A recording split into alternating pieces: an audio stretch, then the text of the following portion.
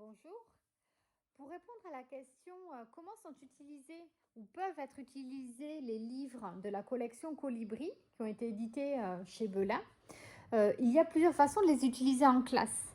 On peut, dans un premier temps, les utiliser comme des petits romans, puisqu'effectivement la lecture est facilitée de par une police qui a été choisie avec une interligne qui est agrandie et ainsi que l'espacement entre les mots.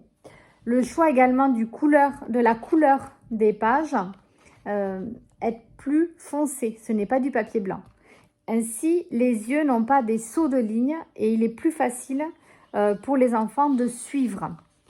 Donc les enfants prennent plus de plaisir à lire et donc ils ont tout d'abord une lecture plaisir, ce qui est la première chose la plus importante. Donc la lecture est facilitée. On va demander aux enfants de réaliser des fiches de lecture pour nous présenter un petit peu les livres qu'ils ont lus, savoir lequel ils ont préféré, ce qu'ils ont aimé, ce qu'ils ont moins aimé. On va leur demander de remplir des petites fiches de lecture, donc en fonction des livres. On a réalisé, nous en classe, des petites questions qui sont autocorrectives et on va comme ça vérifier la compréhension de la lecture. En classe, on travaille évidemment le vocabulaire lorsque nous lisons tous ensemble.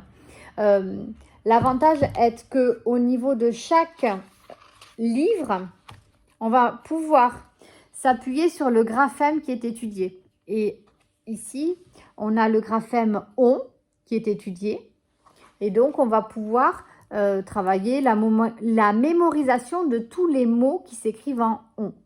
Alors, c'est important parce qu'il y a des graphèmes qui sont un petit peu difficiles, comme le greux, les breux, qu'on va retrouver dans des livres spécifiques, mais également les AI, où on va les travailler bien séparément.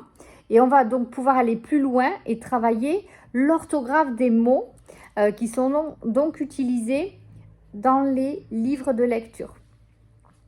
On va également aller plus loin et travailler sur la structure du récit et demander aux enfants quels sont les personnages, quel est l'élément perturbateur, qu'est-ce qu'il y a, quel est l'élément perturbateur et quelles sont les différentes péripéties que le héros va devoir va rencontrer pour arriver à résoudre le problème. Voilà quelques petits exemples de ce qui peut être fait en classe avec ces livres. Merci. Surprise en cuisine.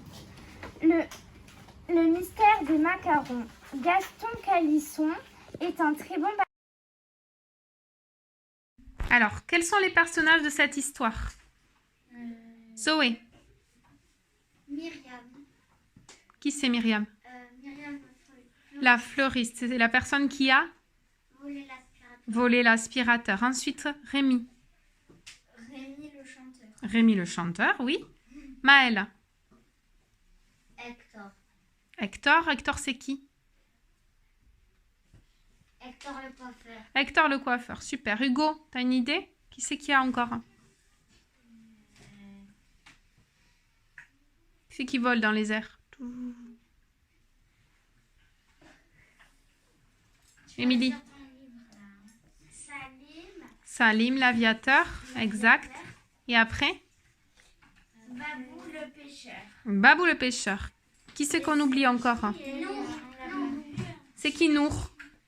On sait pas. Le coiffeur. Si on sait. Le coiffeur. Non, c'est Hector le coiffeur. Nour, c'est son Nami. Nami, exact. Et le personnage principal, c'est qui? Victor. C'est Victor. Victor, c'est l'inventeur. Ok, super.